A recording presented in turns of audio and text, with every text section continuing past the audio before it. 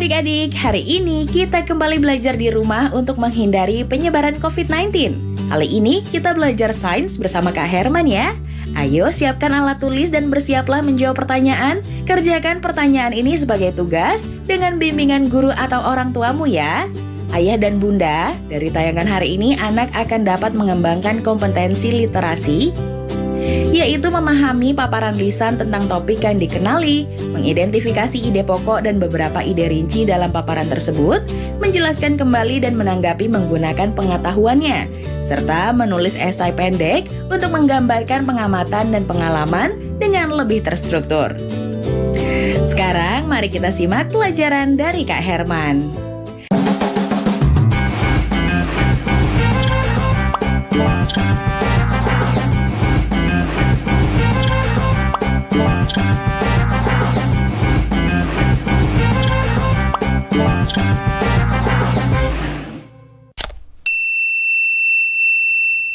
Halo Sobat X Science, jumpa lagi bersama Kak Herman dalam program kesayangan kita, X Science, Eksplorasi Sains. Adik-adik, pernahkah kalian bekerja bakti membersihkan kelas bersama teman-teman? Nah, tahukah adik-adik, kegiatan bekerja bakti seperti mendorong meja, memindahkan kursi, menyapu, dan kegiatan lainnya terjadi karena adanya gaya yang dilakukan. Apa? Gaya? Apa sih gaya itu? Mau tahu tidak? Yuk kita simak penjelasan berikutnya. Gaya adalah tarikan atau dorongan yang menyebabkan suatu benda bergerak. Suatu benda dikatakan bergerak jika kedudukannya berpindah dari posisi semula.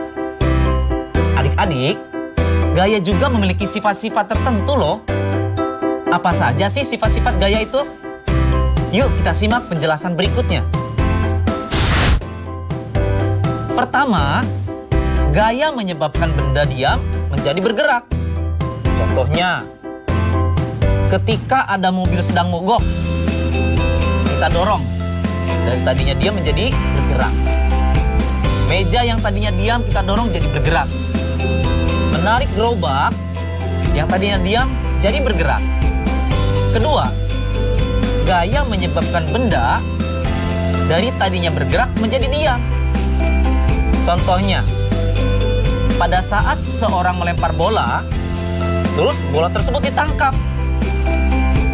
Bola tadinya bergerak, ketika ditangkap jadi diam. Itu adalah sifat gaya. Yang ketiga, gaya dapat menyebabkan benda berubah arah. Adik-adik pernah bermain bola? Pernah tidak menendang bola? Kemudian bola tersebut adik-adik sundul pakai kepala. Bola dapat berubah arah dikarenakan gaya yang diberikan pada bola tersebut. Keempat, gaya dapat menyebabkan benda bergerak lebih cepat. Coba acungkan tangan, siapa yang memiliki sepeda di rumah?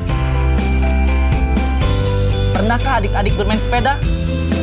Ketika adik-adik menekan pedal sepeda semakin keras, maka kecepatan sepeda adik-adik akan bergerak jauh lebih cepat.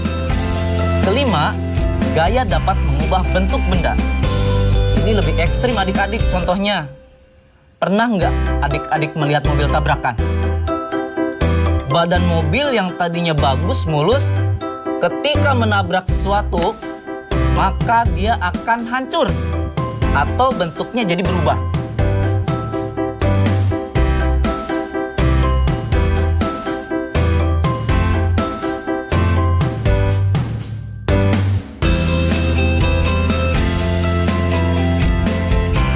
Nah adik-adik, ternyata semua kegiatan yang kita lakukan sehari-hari tak lepas dari yang namanya gaya. Mudah bukan belajar sains? Saatnya kita bernalar. Yuk, mari kita bernalar ya. Manakah yang benar dari pernyataan berikut ini? A. Kotak A didorong lebih jauh karena gaya yang diterapkan lebih besar. B. Lebih sedikit pekerjaan dilakukan pada kotak B karena gaya dan jaraknya lebih besar. C. Semakin besar jumlah gaya yang diterapkan ke kotak, semakin jauh jarak yang didorong. D. Semua benar.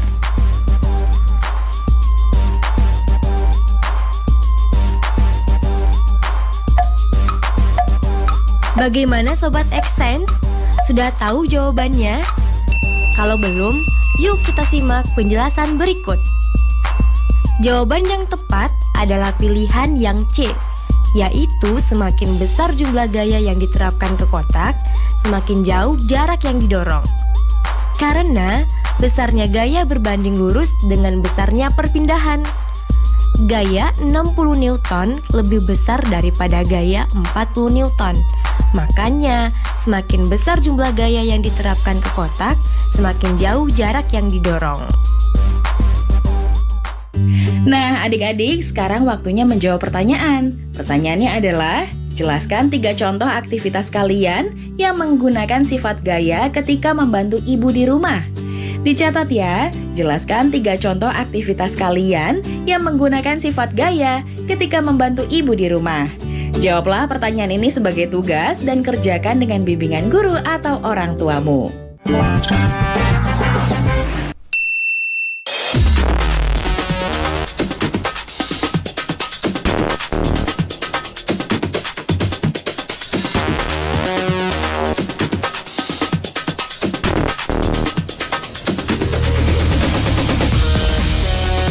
Sobat Xsense, sudah lihat tayangan tadi kan?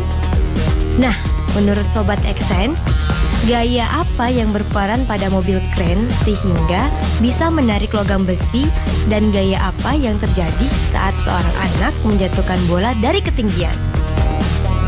Mau tahu penjelasannya? Yuk kita simak bersama penjelasan berikut. Adik-adik, ternyata gaya itu banyak jenisnya loh. Kira-kira apa saja sih jenis-jenis gaya itu? Baik, kita bahas. Yang pertama adalah gaya gravitasi. Contohnya, gaya gravitasi adalah gaya gravitasi bumi. Semua benda yang jatuh pasti akan menuju ke pusat bumi. Yang berikutnya adalah gaya gesek.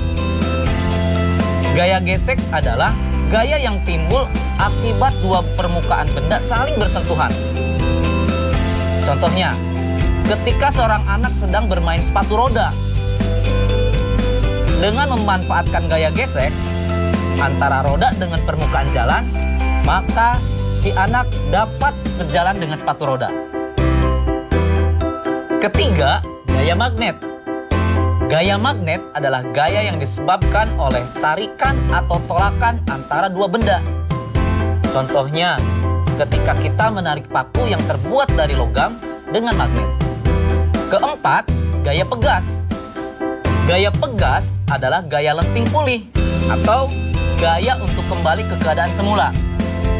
Gaya pegas ini dapat ditimbulkan atau dihasilkan oleh benda yang sifatnya elastis. Contohnya, pada busur yang digunakan pada saat olahraga panahan. Kelima, gaya listrik.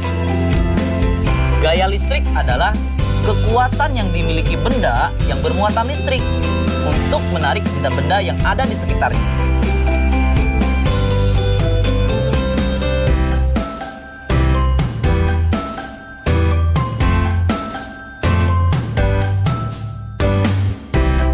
Bagaimana adik-adik?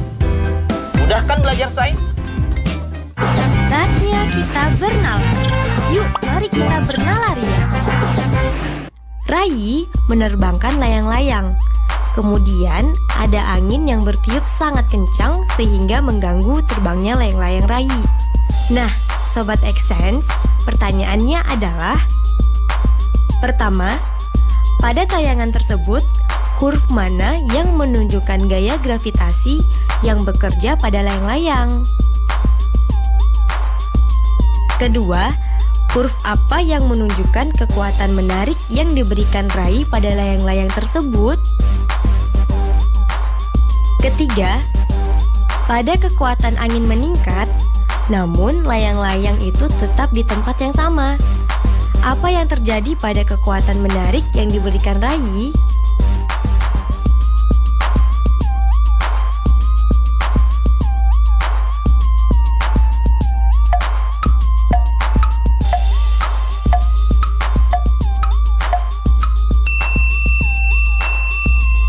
Bagaimana Sobat Xsense? Sudah tahu jawabannya? Mau tahu lebih jelasnya? Yuk simak penjelasan berikut. Gaya gravitasi pada layang-layang ditunjukkan oleh huruf C.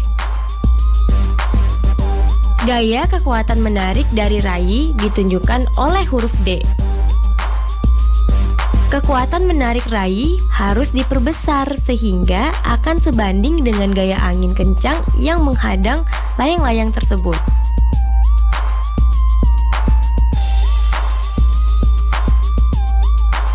Nah, adik-adik, sekarang waktunya menjawab pertanyaan. Pertanyaannya adalah, lakukan percobaan.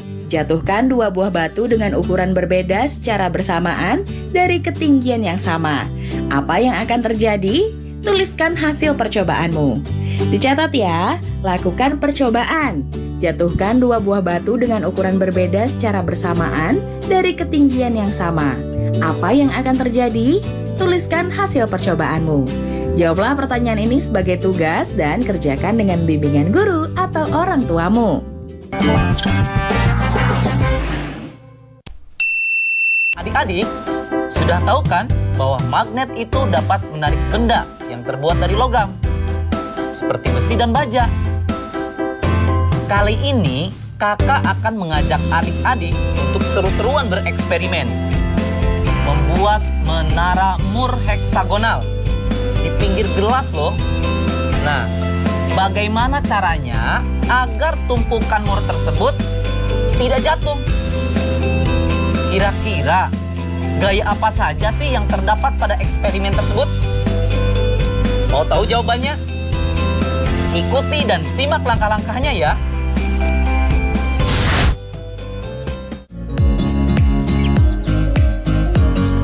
Sebelum memulai, terlebih dahulu kita siapkan bahan-bahannya ya, yaitu Moore yang berbentuk heksagonal, kaleng minuman soda, gelas kaca, magnet, dan penggaris. Selanjutnya, kita mulai langkah-langkahnya. Pertama, susun 2 buah kaleng soda dengan tinggi yang sama. Letakkan penggaris di atasnya yang nantinya digunakan untuk menjembatani menara. Kedua, tempatkan magnet di kedua sisi penggaris di titik tengahnya. Magnet harus saling tarik-menarik dan menahan di tempat yang sama. Ketiga, atur penggaris di atas 2 menara sehingga magnet berada di tengah. Letakkan gelas minum di atas meja di antara menara sehingga titik di tepi gelas berada di tengah magnet. Keempat, pasang Moore heksagonal ke magnet di bawah penggaris sehingga satu Moore heksagonal saling terhubung ke yang lainnya. Kelima, seimbangkan tumpukan Moore tersebut di tepi gelas dengan sangat hati-hati. Pastikan Moore heksagonal tersebut langsung di bawah magnet di tepi kaca. Terakhir, lepaskan magnet dan saksikan tumpukannya akan runtuh. Bagaimana adik-adik? Seru kan eksperimennya? Mau tahu kenapa bisa terjadi seperti itu? Saat memasang tumpukan Moore di bawah magnet pada tepi gelas, gaya magnet akan menarik Moore tersebut. Sementara pada tumpukan Moore, karena ada pengaruh gaya magnet, mereka akan mengembangkan medan magnet dalam Moore itu sendiri. Medan magnet pada Moore ini sifatnya lemah, namun akan tetap ada setelah kita melepaskan Moore dari magnet. Bidang lemah ini hanya cukup untuk menarik Moore ke medan magnet di atasnya yang jauh lebih kuat. Ketika pengaruh gaya magnet kita angkat atau kita hilangkan, secara perlahan medan magnet pada Moore ini akan menghilang. dan gaya gravitasi akan menjatuhkan tumpukan mur tersebut. Jadi, gaya yang berpengaruh pada eksperimen tadi adalah gaya magnet dan gaya gravitasi. Nah, adik-adik, sekarang waktunya menjawab pertanyaan. Pertanyaannya adalah, tuliskan pengamatanmu dalam bentuk laporan sederhana terhadap percobaan menara Moore heksagonal. Dicatat ya, tuliskan pengamatanmu dalam bentuk laporan sederhana terhadap percobaan menara Moore heksagonal. Jawablah pertanyaan ini sebagai tugas dan kerjakan dengan bimbingan guru atau orang tuamu.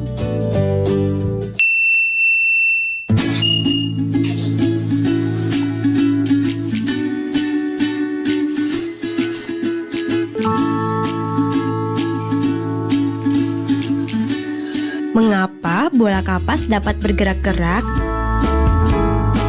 Halo Fadil. Halo Arik.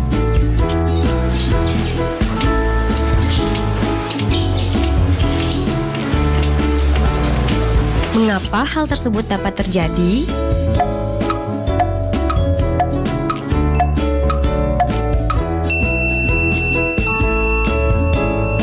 Halo Sobat X-Science, jumpa kembali bersama Kak Herman dalam program kesayangan kita, X-Science, Eksplorasi Sains. Adik-adik, pernah tidak kalian berpikir bunyi itu apa? Atau kenapa sih muncul bunyi? Kakak kasih ilustrasi ya. Jika kalian sedang terdiam, tiba-tiba kalian memukul meja. Apa yang akan terdengar? Suara atau bunyi? Atau ketika kalian terdiam, ada nyamuk terngiang di dekat telinga kita. Apa yang terdengar? Bunyi atau suara?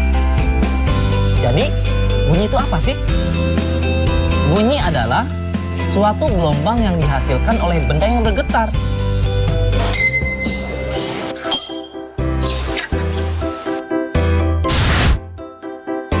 Adik-adik, ternyata bunyi itu memiliki sifat-sifat tertentu. Apa aja sih sifat-sifat bunyi? Yang pertama, bunyi merambat memerlukan medium. Perambatan bunyi dapat terjadi lewat medium, baik itu padat, cair, maupun gas. Namun, bunyi tidak dapat merambat di ruang hampa karena tidak ada medium di ruang hampa. Yang kedua, bunyi dapat dibiaskan. Pastinya adik-adik pernah mendengar suara petir kan? Kalau adik-adik dengarkan secara seksama, suara petir di malam hari akan terdengar lebih keras dibandingkan di siang hari. Kenapa coba? Pada siang hari, udara di permukaan lebih panas dibandingkan di malam hari. Akibatnya, kerapatan udara di siang hari jadi lebih renggang dibandingkan pada malam hari. Perbedaan kerapatan udara inilah yang menyebabkan bunyi dapat dibiaskan. Yang ketiga, bunyi dapat dipantulkan. Pantulan bunyi terjadi ketika bunyi mengenai suatu penghalang, sehingga dapat terjadi gema ataupun gaung. Gema, gaung, apa itu gema? Apa itu gaung? Gema merupakan bunyi pantul yang terdengar jelas. Contohnya, ketika adik-adik berteriak di tepi tebing, nanti akan terdengar dengan jelas. Sedangkan kalau gaung adalah bunyi pantul yang terdengar kurang jelas. Contohnya, adik-adik berteriak di dalam goa atau di dalam sebuah ruangan. Biasanya adik-adik akan mendengar suara yang tidak jelas. Bagaimana Sobat X-Science?